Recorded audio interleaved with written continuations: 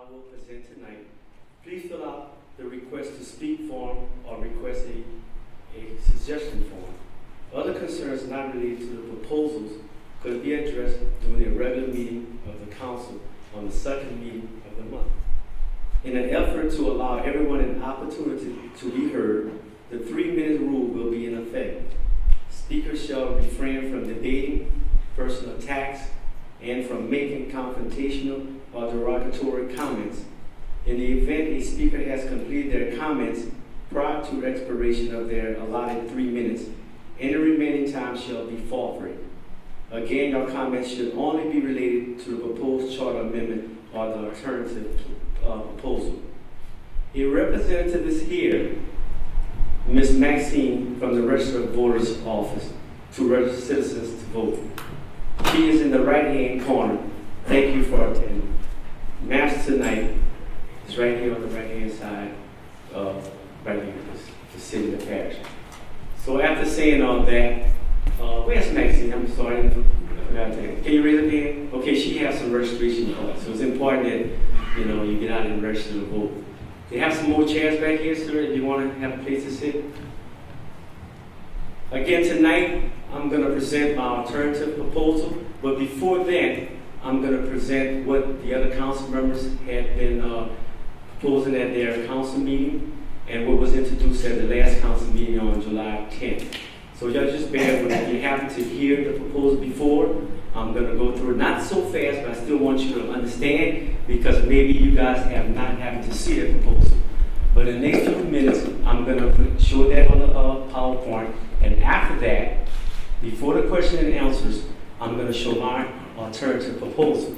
And then it'll be open up to the questions and answers. Okay, thank you.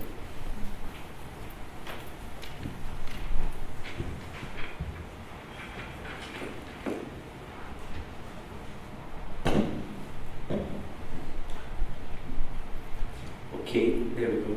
Tonight's agenda, we're going to talk about the background, the history of the amendment proposals, the current proposal, why the recommended changes, impact to the city, impact to the parish, and proportional alternative proposal. Background, current form of government voted on in 1992. Went into effect in 1996. No major amendments since that time. Why did they do it?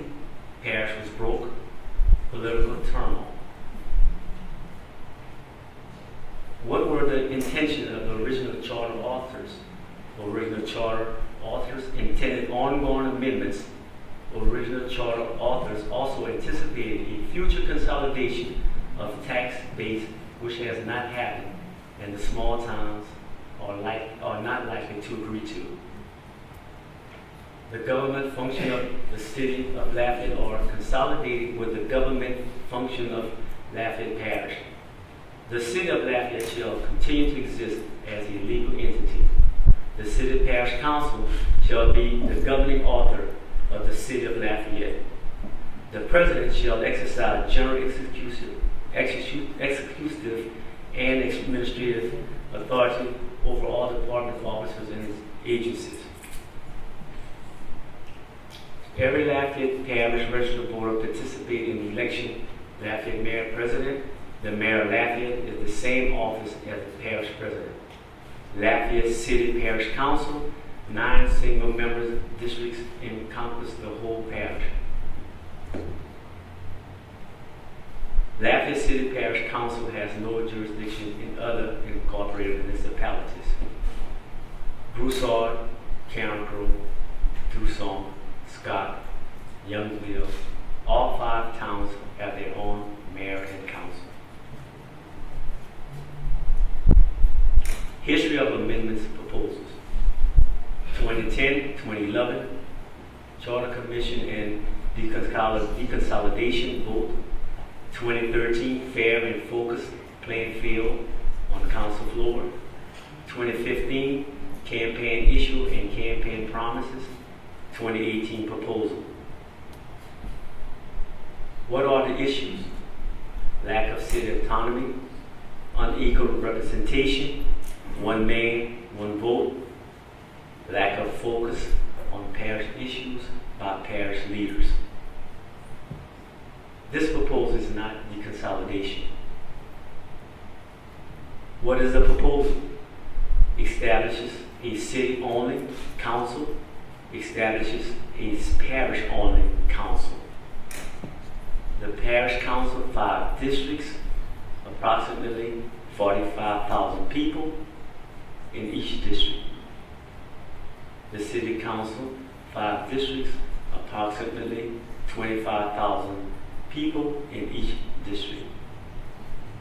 Why is this important and what does it fix? Tax dollars. The budgets have remained separate for 22 years. Councilmen with few city taxpayer constituents decide how city tax dollars are spent.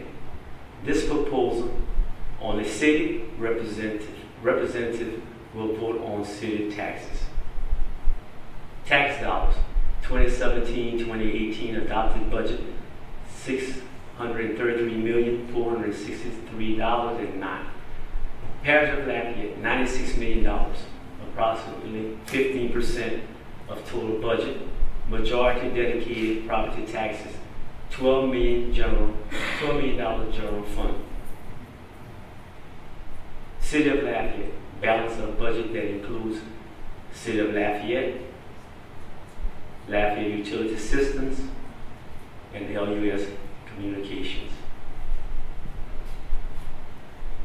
The expenses related to consolidation are split between the city and parish general funds.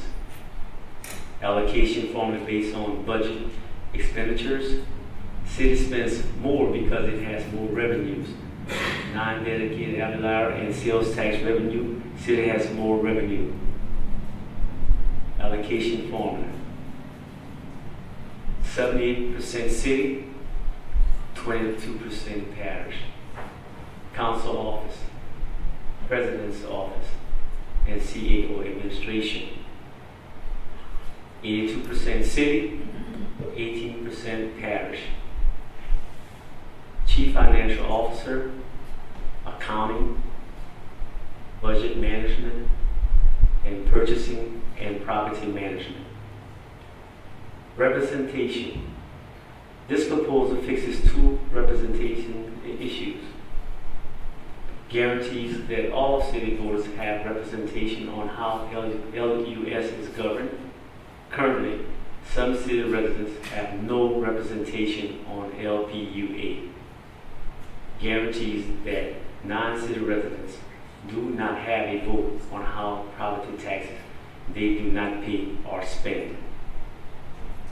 The representation problem is projected to worsen. Accountability. This proposal fixes accountability issues. Guarantees that parish residents have a parish council that focus on their most urgent needs, drainage, etc. Frequently asked questions. This is not deconsolidation. The mayor-president role is retained. Term limit will be set. Frequently asked questions. If approved, election would be in the fall of 2019. Effective date, January 2020.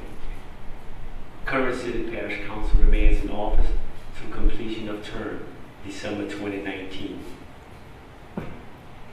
Feedback we have already heard.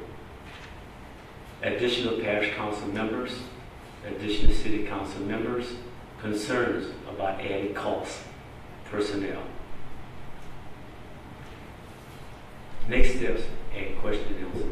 There are feedback tonight in other town halls. Work with authors to propose amendments to address concerns, questions. Council vote on August 7th, if approved by 6 members of the council on the ballot of December 8th.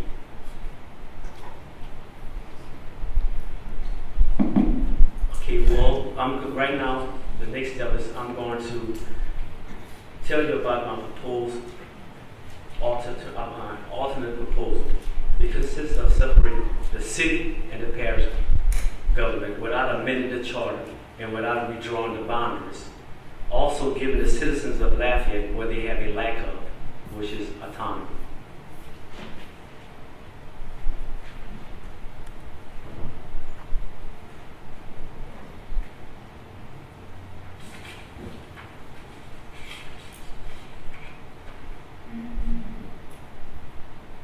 We have a little technical difficulties. Yeah.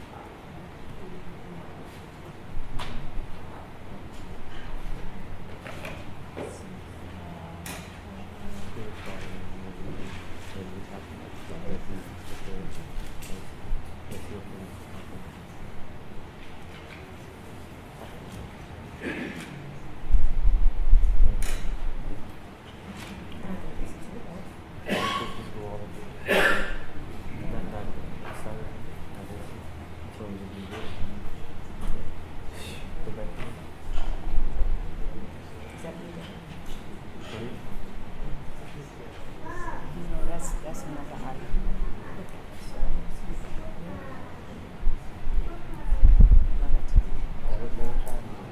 Yeah, let me see.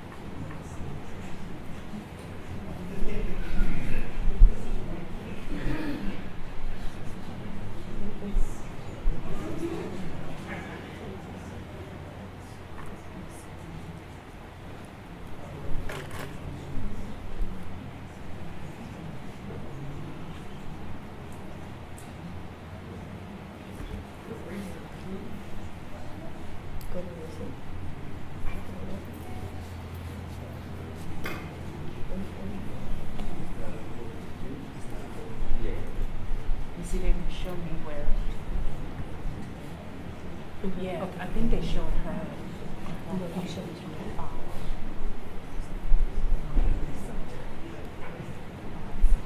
Well, while they're working on that, I'll just continue.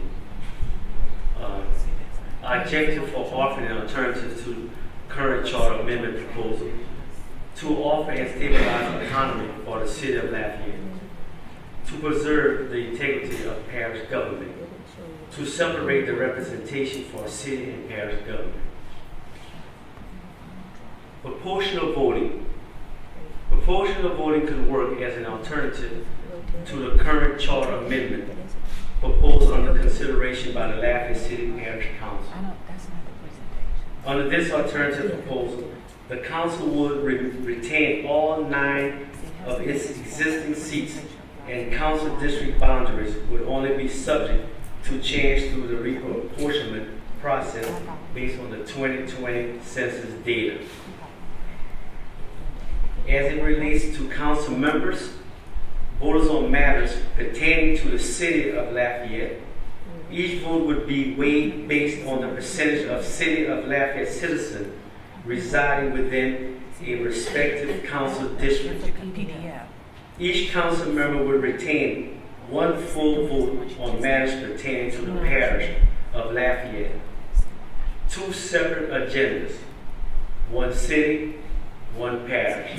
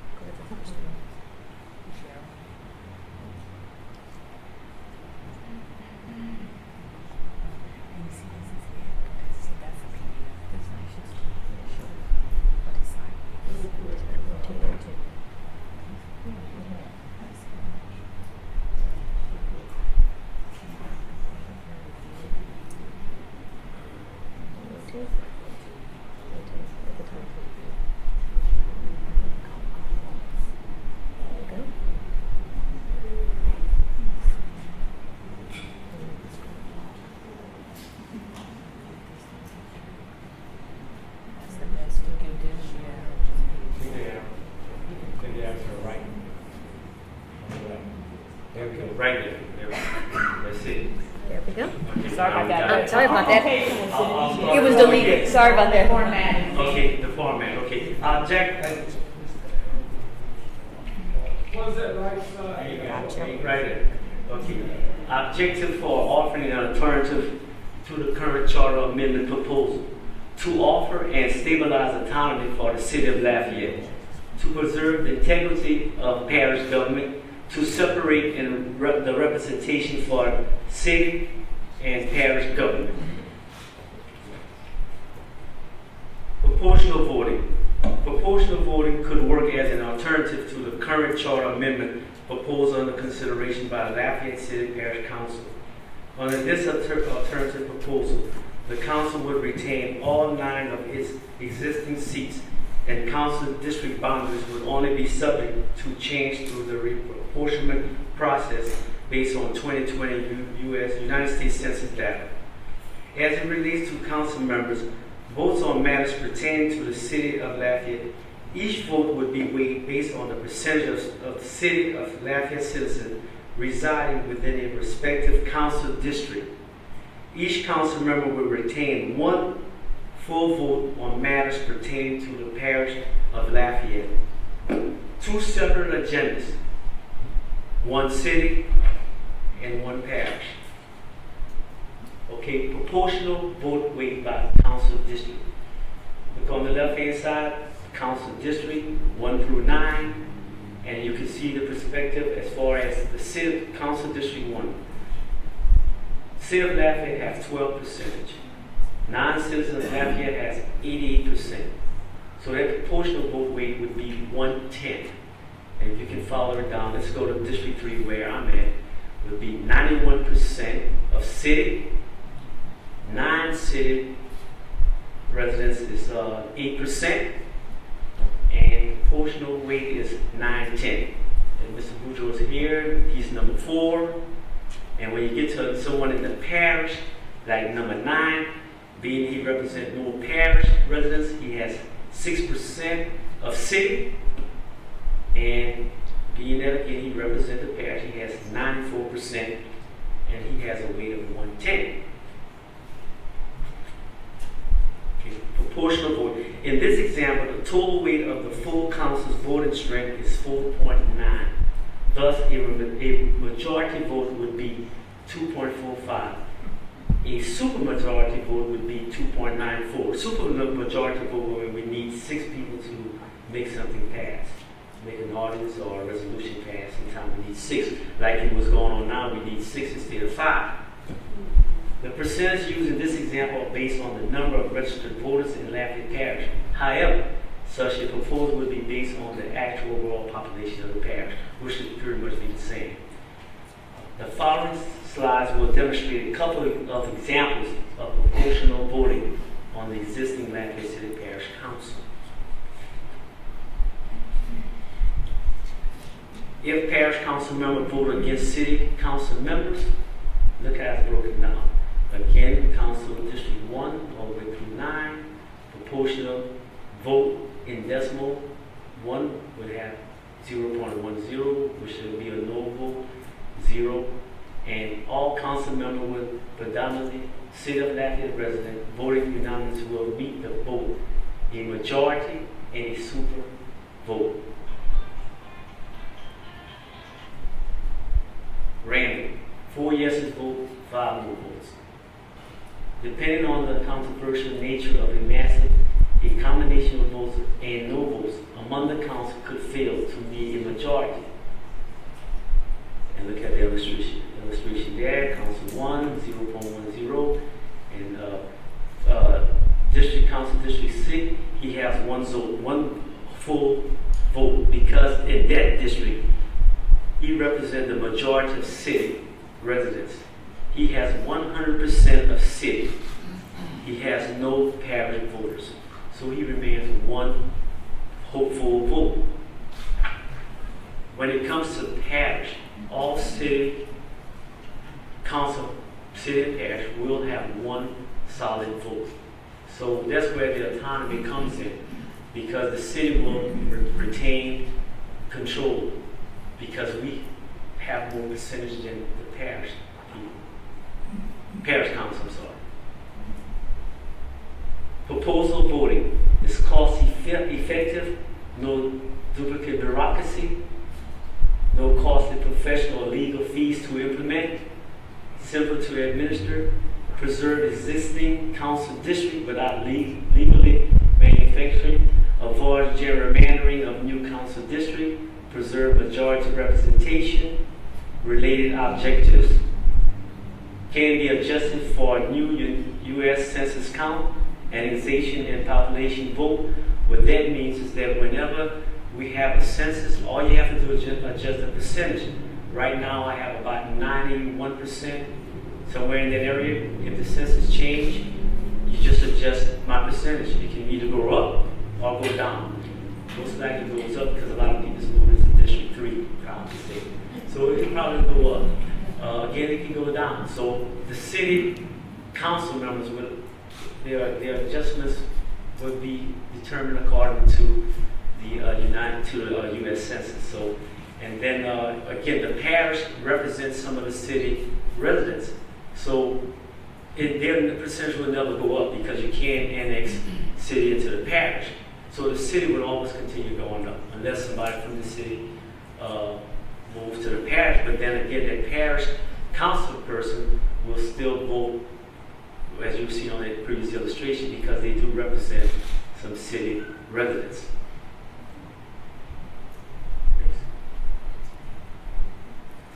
So now I'm going to open it up to questions and answers. Again, I know this is just throwing this at you, so I would like you guys, I really appreciate y'all look at it and observe it. I mean, not absorb it and think about it hard and to call me, ask questions. My number is 337-258-0966. That's my cell, or you can reach me at the council office, which is 337-291-8803. Our email is patricklouis@LaFayetteLA.gov. Okay, I have a few people that like to speak.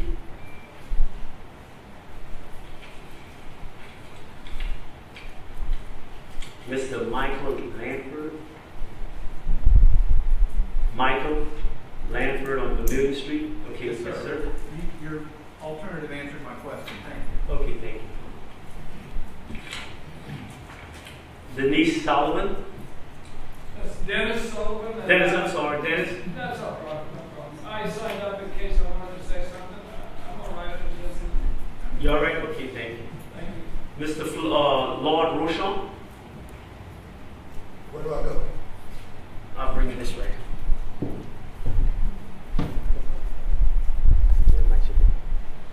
I'm sorry. No, the mic is hot. Yeah.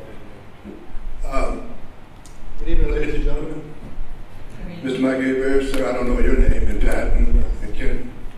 I guess right on what I need to say at the beginning is that I personally have, well, first of all, Kenneth, I like this, Pat, I like your alternative. I like that alternative because it preserves the 2 minority district seats. What's going on now is that I think both of your seats, one is 92 and one 93, minority representation. Am I correct? Yeah. I believe that's the percentages. But under this proposal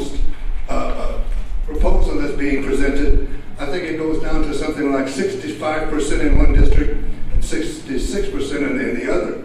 Now what that means is that in a minority district, we stand to lose both of our minority representation because we have to acknowledge and we have to agree that sometimes our people don't get out and vote. So if you got 65 and the other part has a lot of money to sell their ideas and so forth, then we lose our representation. I need to also say that at the last meeting, the ordinance was introduced and I think it was a 5-3 vote. Now the charter on page 42, I think it stipulates that you need a 2/3 vote to make amendments to the charter for a proposal to the charter.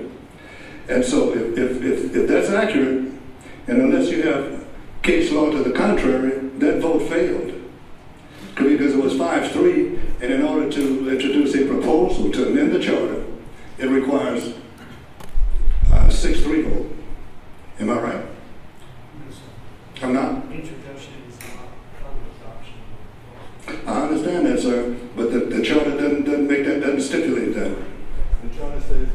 any changes to the charter, any proposed changes to the charter. And when you introduce an ordinance, that's a proposal. So I don't know, I think maybe we need to get some clarification on that. Also, I need to say that at the last meeting, there was a council member who admitted he took it upon himself individually to go out and have these deconsolidation maps drawn up. A council member doesn't have that authority, but he took it upon himself to do that. That's illegal, folks. That's illegal. You don't. Now, the answer they give is that Mr. Mike Hefner did it as a favor. Yeah, right. You believe in fairy tales too, huh? Believe that. And the manner in which certain members of the council conducted themselves at the last meeting, well, in my opinion, was horrendous. Two gentlemen up here objected to this proposal, and they were made to look like fools. And that's not the way we work in our society today. Each one of these gentlemen were elected, and they deserve to be treated with utmost respect. Personally, I have no great disagreement with the proposal. My biggest disagreement is the way it has been presented. I mean, these guys did this behind closed doors. They've been working on this for a long, long time, folks. When you look at that, the charter, I think it's 70-some pages, and when you change the representation on the council, you have to go back and redesignate all of the precincts, the voting precincts, and so forth, because each of those have a certain number of people within those districts. So my point is that this has been worked on for a long, long time, and we, the people, as well as council members, have been left out of that discussion. And that's not the way our representative government works. It's not the way it works. But these people did it. They're working behind closed doors, on cachet, like they say, and that is not good. Not good at all. Personally, I would much prefer to see, again, Councilman Lewis' proposal enacted and studied. In the meantime, let us not forget, we got a real quick fix to this situation. At the last meeting, first of all, we have 9 council members. At the last meeting, 3 members of that council voted against this proposal. That means we only need one more vote to defeat it. And we've got that vote. We've got that vote.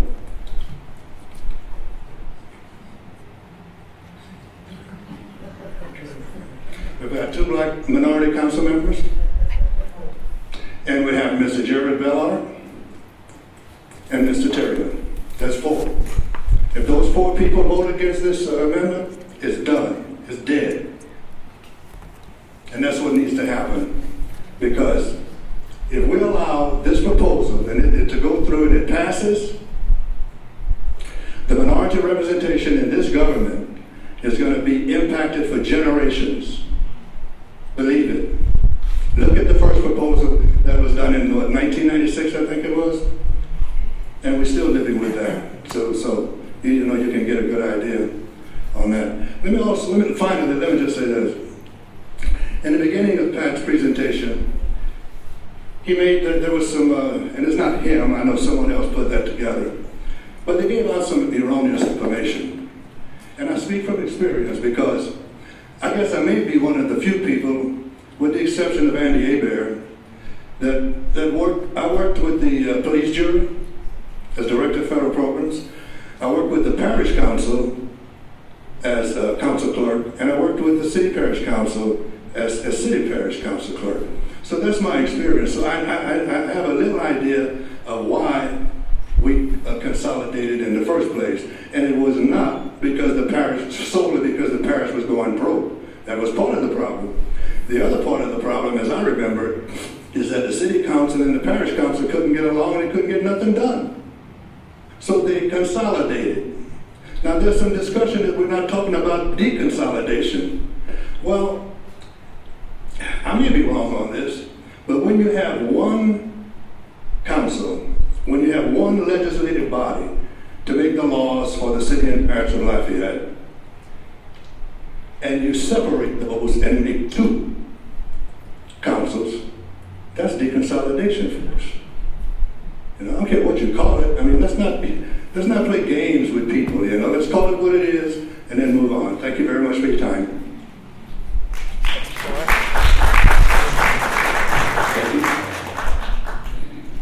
Okay, I just want to make one quick announcement for clarification. My alternative proposal is not amending the current charter. It's just, my alternative. So I just want to make that perfectly clear. And a question was asked Mr. Rochon, then I found out that it's 63% between, not between, but District 4 and District 3 minority representation, 63%. 63%, right? No, it's 63. Both districts, 3 and 4, each have 63%. The 90+ percentile is the amount of city residents we represent. And Councilman Lewis, I think, has 91% city resident. And this is from the 2010 census and the last reapportionment. I think he has 91%, and I think I have 92% city residents. So, but the actual minority population in those districts is 63 each, and then the next highest district is District 2 with 31% minority representation, then 27% in District 1, then 16% in District 8, and then 14% each in Districts 6 and 7.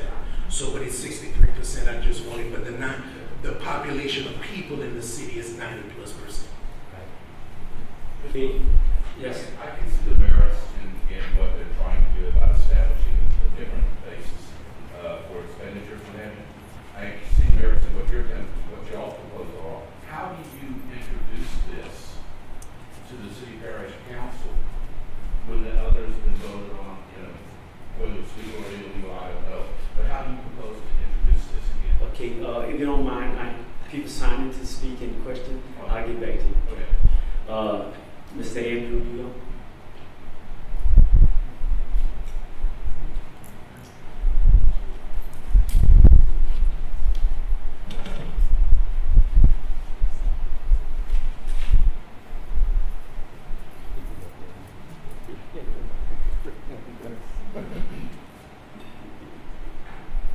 I'm Andrew Dillon, and I am a resident of 203 Pascal Place, and Pat Lewis is my representative. I'd like to thank you for all you've done for us. Pat's been a hard-working representative.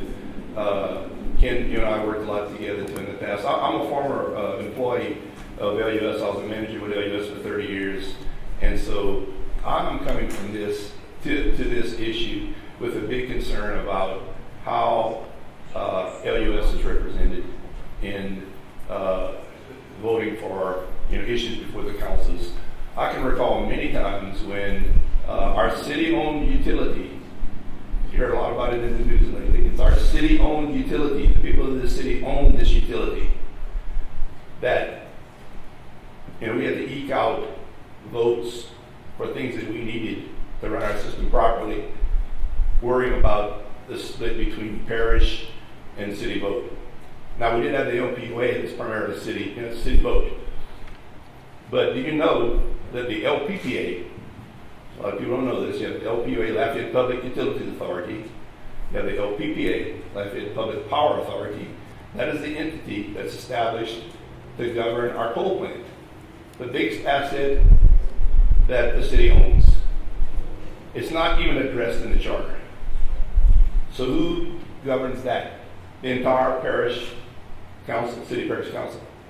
It's just not right for city residents, for the owners of this utility, to have to worry about being undercut by residents and representatives of the parish.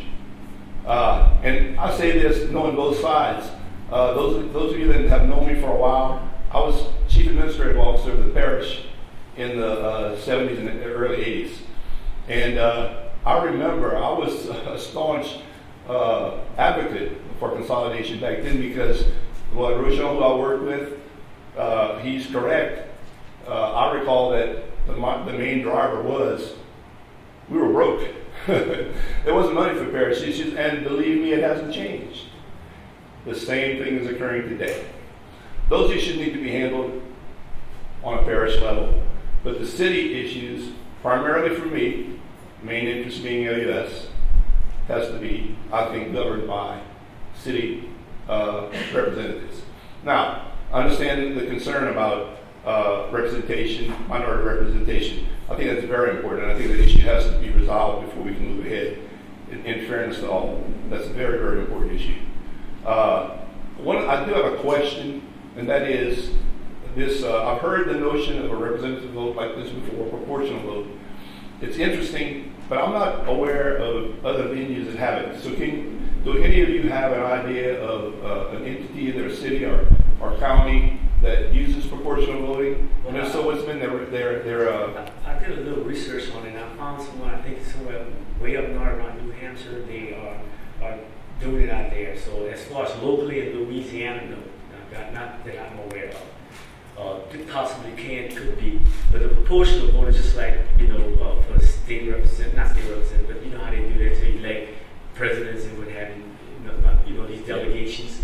That's basically how the proportional. I'm not saying I'm against it, but I just think that, to be on the bleeding edge of something so important like that is going to be a little scary, I think. When you have an issue before the city and parish council and you're trying to influence your council members to support your cause, who do you go to? It's going to be pretty hard. You got to do some good math to know who it is to go to be able to influence votes. So the math is already done. It's almost like a calculator. The math is pretty much. I'm talking about a citizen knowing who to go to express their concerns about an issue that they find important in terms of the city. So I understand that probably, most of the time they just go straight to somebody that they know is primarily city representative. But I'm just curious about whether it works in other venues, and that's why I'm asking the question. Sure. That's why I'm saying, again, I'd like you to look at it, think about it, and at least start the conversation. Again, my position is that moving fast, and I like to take our time. And when I say an hour, I'm talking about the community, get all the input that's necessary before we make a final decision on any plan. You should have a lot of input from your constituents, from everyone, before you come to a final conclusion. Well, I certainly think that the city governance and its utility and the issues related to the city is of paramount importance. And how we work it out, I think, is important. Right. The devil's in the details here, I guess, and I hope we can work this out to everybody's benefit. Sure. That's what we are intended to. Great. Thank you. Thank you. Next speaker, Mr. Wallace Senegal.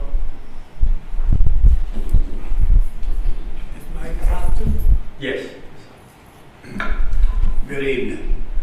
I want to thank you, Councilman Pat LUS, for putting on the presentation that you have done this evening. I felt it was a very well presented presentation, and it seemed like not just because you're my councilman, you have put together a presentation to hold my head down a little bit to stop me from running wild with the way I was doing, because there's a lot of things that I was looking at other presentation that I felt that we was being jam-packed in the box, and we had too many to go in the box. So I appreciate everything that you did. Mr. Lord Rochon, like your presentation. Also, one of my issues would be, how do we amend where we have only city councilmen deal with the LPUA vote? Because I feel like this here, y'all have a 4:30 meeting dealing with the LPUA vote. Then when you come back out, all 9 members have to vote for what y'all did at 4:30. And that's one of the things that is my concern right now. And I thank you again, all of you guys, for doing a great job. To answer to your question, I think that's what both proposals are doing. We're trying to, separate the city from the parish. So that way when, LPUA would be city and the parish would, my proposal would be, it still be, it's basically that's what we're trying to do, the proposal now, like what your question is. But you're gonna leave the map, the way it is right now until the 2020 census The come map, out. the map you're talking about. The map that, Well, my proposal is just leaving everything as is. As The other is. proposal is redistricting. okay, I'm not for redistricting. Let's wait till 2021 when everything come out, and then we'll all know what's going on. That's what my proposal is, just wait, Thank you. until 2021. Next speaker is Mr. Jeff Daly.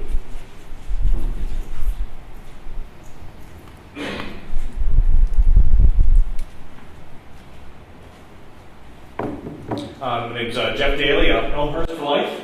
That's what my name is here. So, first, I want to just respond to a couple of things that have been said so far to clear things up on the issue of minority representation. My understanding is today we have 2 minority-majority districts out of 9.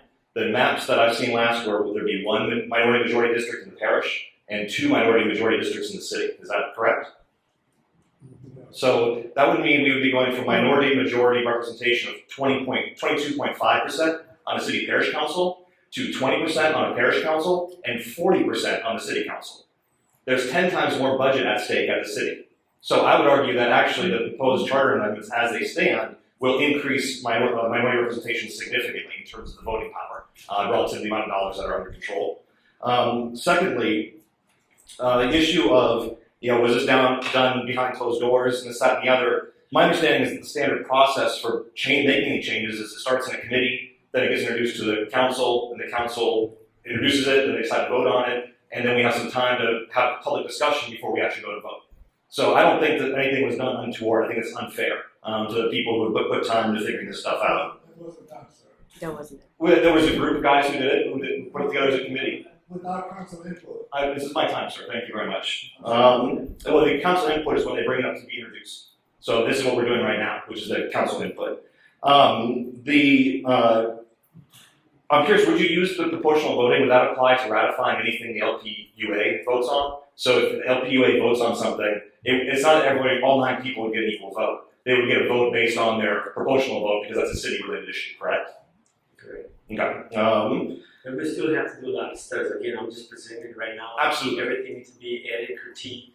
So again, that's my proposal. Maybe we can work that out when you're discussing. Absolutely. I just wanted to clarify that was the intent behind it. And I would also argue, just on the last introduction, I want to get a couple of points specifically about this, about especially your new proposal.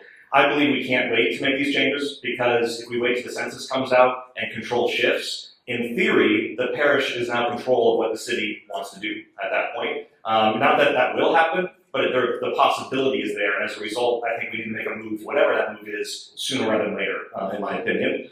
I wanted to applaud Pat Lewis for recognizing the city should control its own money. That seems just obvious. I think everyone's on board with that, at least sitting in front of us here today.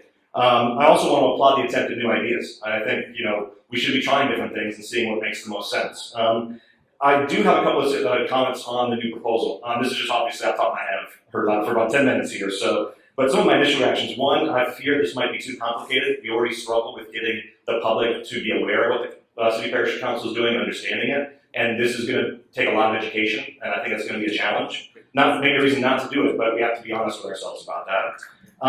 If this change would not change how the LPUA is structured, then city residents who live in city minority districts would still not be represented on the LPUA. Right? There's about 9,800 city residents who are in city minority districts who do not have a representative on the LPUA. So that would not be resolved in this solution. It also, for me, the fundamental issue here is that it doesn't resolve the challenge that I honestly don't envy all as city parish councilmen, because you have to try to represent the city and represent the parish. And not every decision is good for both sides. Some decisions might be better for the city, may not be as good for the parish. Plus, I think it's very difficult, no matter where you stand, whether you're 90% city or 90% parish, it's very difficult to represent both sides of your constituents. There's only so many hours in the week, right? So if you are going to spend, the example, I wrote a column about this for the current, in the parish, for example, if you're 90% parish, are you going to spend 90% of your time on parish issues? But the parish budget's only 10% of the overall consolidated government budget. it doesn't really make a lot of sense. But if you spend 90% of your time on city budget issues, now you're not listening to your constituents at a parish level. I think it's a fundamental tension that's built into the shared city parish council that the proportional voting doesn't actually resolve. It does resolve, takes us a step in the right direction. I think basically proportional voting is still better than what we have. I still do support the split charter amendment because I think I'd rather have 5 city councilmen who are 100% focused on city issues, 5 parish councilmen who are 100% focused on parish issues, instead of trying to have this debate in your brain of whose interests do I prioritize more as we move forward. So with that, I thank you all for taking the time. No questions this time, but I look forward to being engaged. Thank you. Again, that's everyone's opinion. Next speaker is Susanna Melville.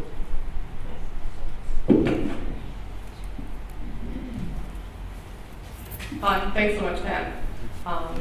Thanks for giving, like the gentleman just said, bringing something new for folks to think about. It just sounds like it's something that should have been brought out a lot earlier, and I think that's where we need to start moving with planning so that folks don't feel like they're rushed to make decisions.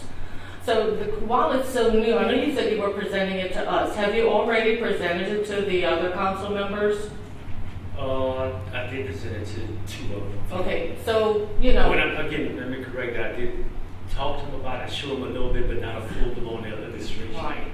Okay, so, you're really up against a wall and trying to get that presented to them because if I'm not mistaken, you said something about that you guys would be voting on that or making a... No, this is not for introduction. That's not... Tonight is the first time I'm bringing it up to everyone. Okay. Again, when I thought about it was last week, so I had to do a lot of research and start putting it together. I finished it today.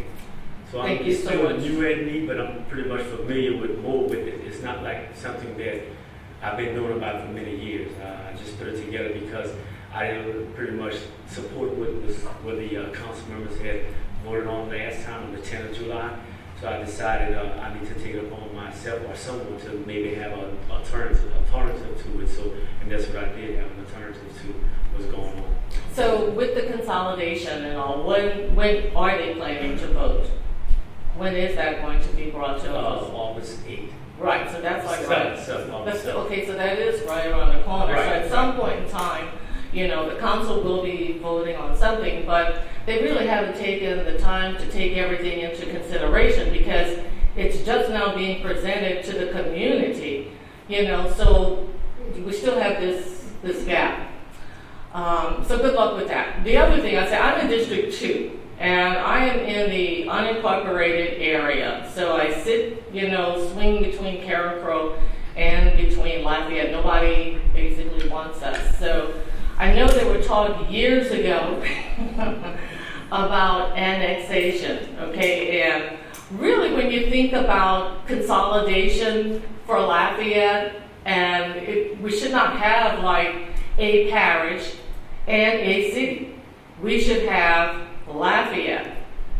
Now, what does that entail? That would probably entail the smaller municipalities going away, okay? Because to me, what I look at is, you're talking about there's no money out there. There is. Because for each of those small municipalities, you're paying the salaries, and some of them are pretty high, for the mayors, and then you're paying for like about 5 council members in each area. So those are funds right there. So if all those monies were pooled together into Lafayette, couldn't it be better budgeted and administrated? And if we needed council members for Lafayette to basically be full-time, I think you'd end up still saving money paying full-time council members as opposed to spreading it out to the smaller municipalities that really don't cover all the areas.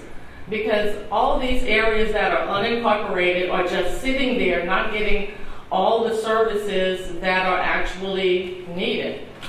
So, I understand like fund accounting and having like the separate funds.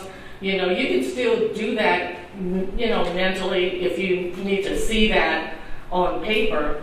But if we just had like one Lafayette, maybe that's something to, take into consideration. Not now, no doubt, but somewhere down the line. But I would just like to see, our councilmen and elected officials to really put some thought, take some time and have meetings with the communities, kind of like a planning session. Don't have a planning session without the community, because a good idea may just come from somebody in the community. Okay, but thank you guys for doing a really good job. You too, Kenneth. You've been doing a wonderful job as well. Thanks. Thank you. That's about it. All the comments that I have people signed up for. Before you, yes, something, sir? Can I ask a question? Yeah. Come out on the list. I need to put it in front of them. We can't hear. I'll bring the mic.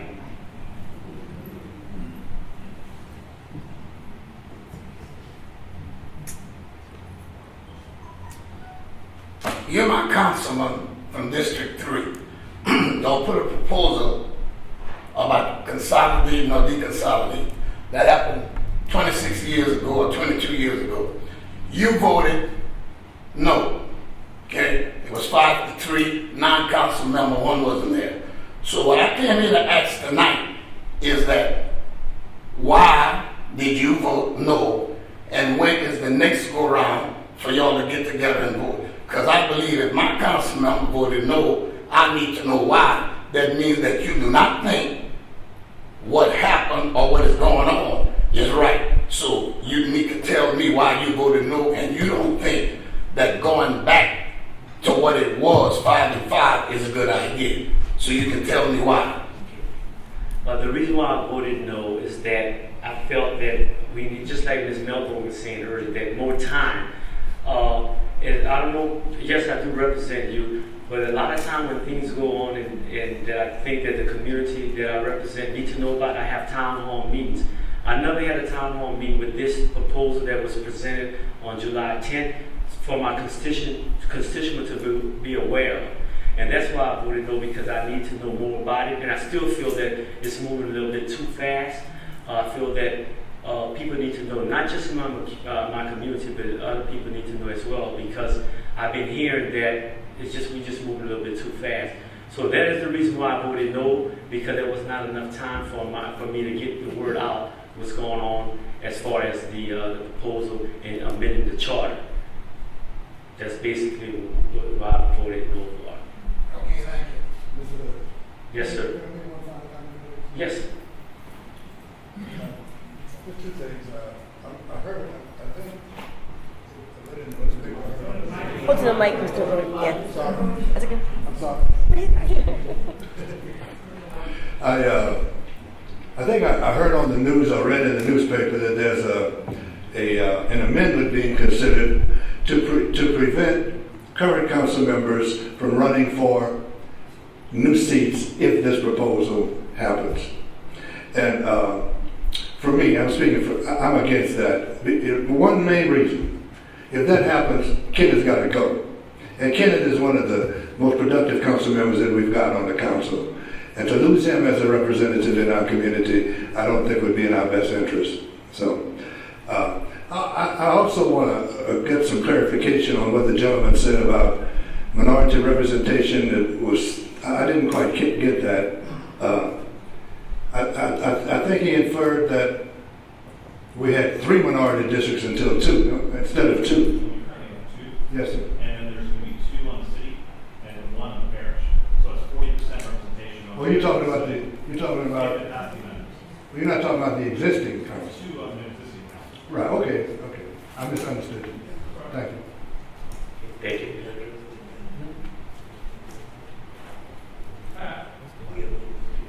Yes, sir. My card? Yeah, you can still come. Okay.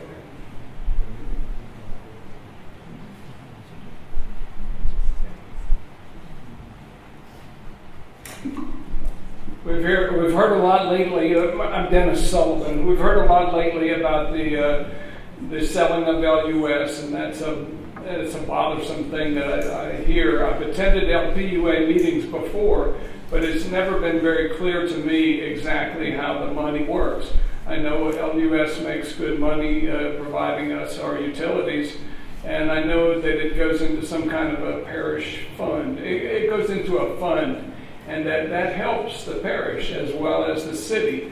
And it's always bothered me when I attended those LPUA meetings that they were able to vote on things that were really the LUS ownership by the city of Lafayette residents.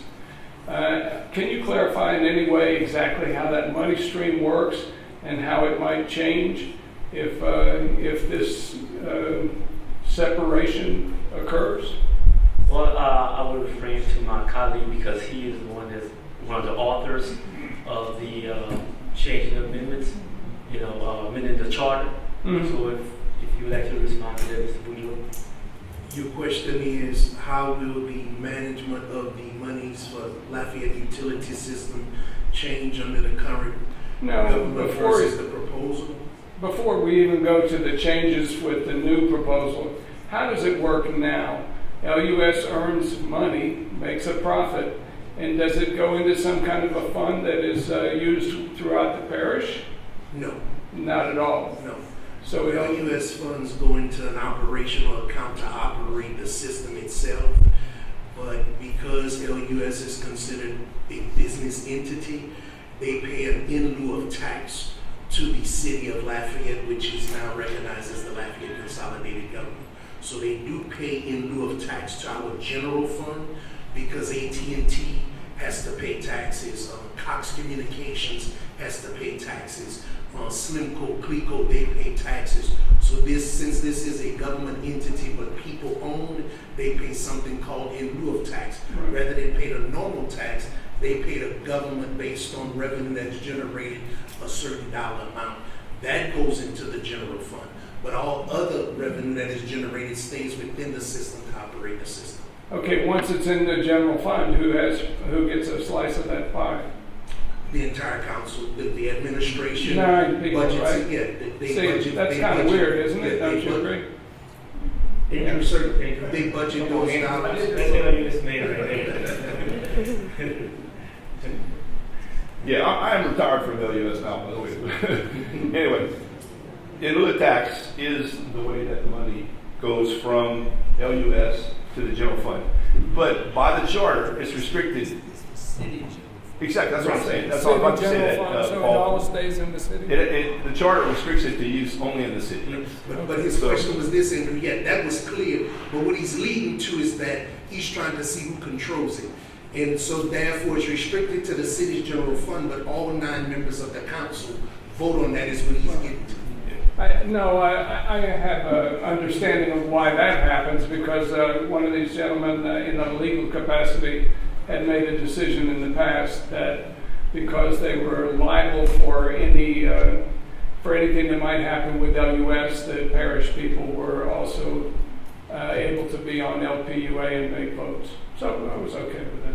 Thank you. Thank you. Okay, before we get too far, I'd like Mr. Boudreaux to comment on about Mr. Rochon's comment about term limit. But first of all, thank you. That was very kind what you said. And that was, especially for my area, in Councilman Lewis' area, the term limit issue had become pretty prevalent in this process. So the law does not mandate that happens, okay? I'm not a lawyer, but I don't personally believe that you could stop someone from running for an office they never held. And I'm concerned from a constitutional standpoint that if it's challenged, it won't have a leg to stand on. The decision that I made was because I feel that this issue is so important to make the corrections, whether it's what is proposed now or whether it's the alternative proposal that Mr. Lewis has brought forward, which will be considered in some form or fashion. It's so important that I'm going to use the term correct the charter. It is so important that we fix this charter as soon as possible. And I can only say that based on my 11 years of experience as a council member and being a lifelong resident of Lafayette, that if taking term limits out of the conversation, and that could bring in some unity, and that more of us could be on the same page, I felt it was worth it. That's the reason for it. I have gotten a lot of calls since then, and I've tried to explain it, but believe you me, this is way bigger. And again, I appreciate what you said, but this is way bigger than one person getting elected to office. I love what I do. I do it very passionately, and I try to do my best every day. But this issue is so important. If who is eligible to run is going to interrupt it, it's just not worth it. So I think there is a majority of the council that is in support of that. I'm concerned, and I would like to say this because I said it before. I'm not as concerned about the four of us who would, under our current system, is terming out now. Myself, Castile, Bellard, and Terrio, as of 2019, will not be eligible to run. What I am concerned about, because an inexperienced government is just like any other inexperienced entity, you get setbacks. I believe that what we saw in Baton Rouge over the last year, with term limits, and you getting all of these new legislators over and over, now you see the increase in special sessions. And as you know, because like you said, you worked in Minnesota, a lot of them guys just don't know what the hell they're doing, okay? Because it's a learning curve. What I'm afraid of for us locally is that the four of us turn off, and what could possibly be, I'm gonna just put it in one scenario. Kevin Notkin would be eligible to do one term, and then he would have to turn off. And then Councilman Lewis, he would now have these years of experience behind him. He would almost be masterful in what he's doing. Kunk, Hebert, and Cook, they're gonna all turn off at the same time. So if we had a 5-member council, that means they turn off, and the mayor president who came in that same year turns off. So now that means in 2024, we would elect 4 new council members and a new mayor president. And for me, that's problematic because we would have an experience. But again, I appreciate it. I just wanted to kind of lay that out for everybody to know. But term limits, it seemed to us causing a lot of havoc for people. And because this issue is so important, I felt it would be wise for us to take it off the table so we could progress further and hopefully get into a solution to consolidation. That's where the real problem is at. Councilman Lewis' proposal, for those, I think a few people kind of asked, he has the option, if he so chooses, as he continues to work on it, as he continues to introduce it to other members, he will have the option to offer that as an amendment of itself. This is how the process works. And some people are just not aware, but at the next time this issue comes up, which will be August 7th, if he chooses to, he can offer that as an amendment, hoping to get a second from someone to second it, and then it actually becomes in the same capacity as the amendments that's there now and that will come. Okay, I will talk to him. We have worked together on some issues. He explained why he voted. I fully guess he voted no. He explained that very eloquently on why he chose to do that at that time in representation of his community. Weighted vote has been considered before. Proportional voting, weighted voting is something that has been considered before. We'll talk about those things, and just I'll make sure that he sees some other things that could be part of it. But as it was being presented, and I was taking some notes, weighted voting or proportional voting is a nice thing for members of the body, but it's not very nice for the people. And I'm gonna give you an example why. If a city of Lafayette resident who lives in a district where their weight is minimal, like let's say District 9, that means that city of Lafayette resident, forget the person who sits in this seat, the city of Lafayette resident has less representation than the city of Lafayette resident that live in Councilman Lewis and Councilman Woodrow's district. So when we really keep this about the people and not the official, that's one of the issues with weighted voting that you're going to see. So whether you're a city resident in District 9 or in District 6, which is 100% city, your representation should be the same. Back to District 9 with weighted voting, Mr. Terrio, who doesn't live in the city of Lafayette, even if his weight is minuscule, he still gets the vote. Somebody was asking a lot about LUS, LPUA, and all of those things. That's where some corrections really need to happen. They're absolutely correct. Because for someone who doesn't live in the city of Lafayette, someone who doesn't even use the system, still gets to vote in a weighted capacity. So we're going to talk about some of those things and tweak them. Like he said, it's a model, and there might be some things that could change in it to get it to where it may be good. But let's keep in mind there's no perfect. What is being offered today is not perfect, and there will be no perfect scenario. What we have to do is try to find the best thing we can, and that's what we need to support. So.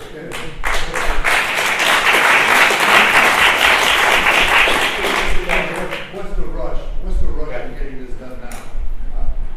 Wouldn't it be better to lay this thing over and give people an opportunity to really digest it and get to know all of the things done? Thank you, Mr. Law. Exactly, that's what I'm saying. No.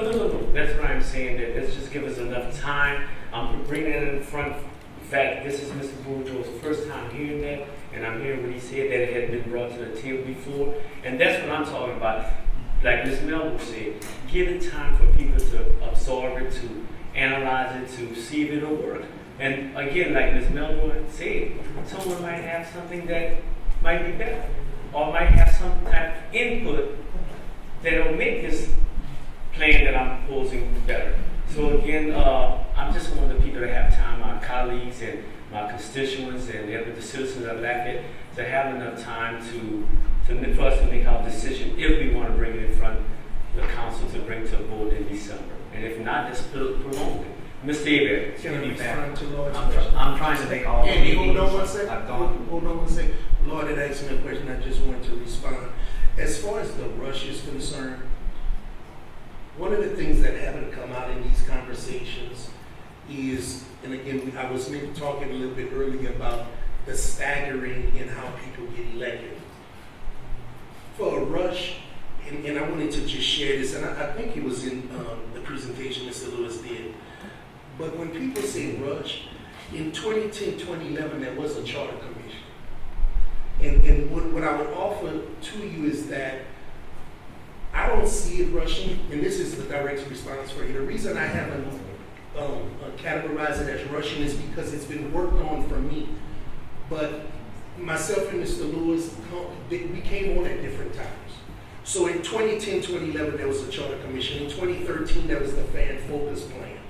In 2015, it was a part of the campaign. In 2007, it was a part of the campaign in 2015. So just when it comes to rushing, it really, I think it depends on where someone engaged in versus how long something has been worked on. And like, for instance, you said you were there, you was the first clerk of the Consolidated Council. For me, there's been talk about this since it went into effect. In these plans, the Charter Commission, the Fair Plan, and other things have come, they've gone, some have passed, some have failed. Keep in mind, the charter has been amended already. It was very simple, but like the mayor president was called city parish president. Because we wanted to have a mayor for Lafayette president, there was a name change. The planning commission was 5 members, now it's 7 members. Those require charter amendments. So charter amendments have been taking place since the charter went into effect. Everyone isn't engaged at every time it happens. So I don't think it's rushing. Some people are getting it when they're getting it, but I just don't see it as a rush. I wanted you to know where I was. Okay, Mr. David. Sorry about this, sir. I'm sorry, Pat. I'm trying to make all the meetings. I know you're I've been to every one of them. The one thing I wanted to make sure that everybody understands is if you look at that parish map right there, of the 5 districts, you'll see that 2 of the districts make up of most of the city of Lafayette. So it takes 3 to vote. Now, if you want a mayor, 4 of those guys have to approve it. So you're still under the thumb of the parish council. So this is not a really good plan, because the parish has to approve everything you want to do as a city. And so I ask them every time, how do you count the votes? What if residents in the city of Lafayette, parish residents living in the city of Lafayette, vote against this plan, but people outside the city of Lafayette pass it, did you have a right to vote on it by yourself as an independent city voter? Did you ever get that opportunity? Should you have that opportunity? I think you should. So I think they need to wait and see what happens. Because there's going to be another proposal coming out. That's all I have to say. But thank you, Pat. I appreciate it. Thank you. I appreciate you, Knight. You have one more concern? 3 minutes, please. People trying. Come on. Hi, my name is Joshua Scott. I only need 3 minutes. Just a few observations that I haven't heard. Sure. Touched on LUS. Last time I checked, we get approximately 1/4 of our energy from the coal power plant. The fact is, it's a dirty form of energy. It's 2018. We don't need that as far as I'm concerned. Just let it go bankrupt. We've got better forms of energy. We've got electrical engineering college about half a mile away, and we've got a brain drain of engineers. Secondly, just moved back to Lafayette, and this is one of those days when I'm a little ashamed and embarrassed to be from here, about the whole minority majority thing. Those are racial code words that we're still using in 2018. They divide us when we need unity, which is the nominal reason we're here anyway. And 2 + 2 still equals 4, no matter what color you are. It's a tax issue and it's a math issue. Thanks.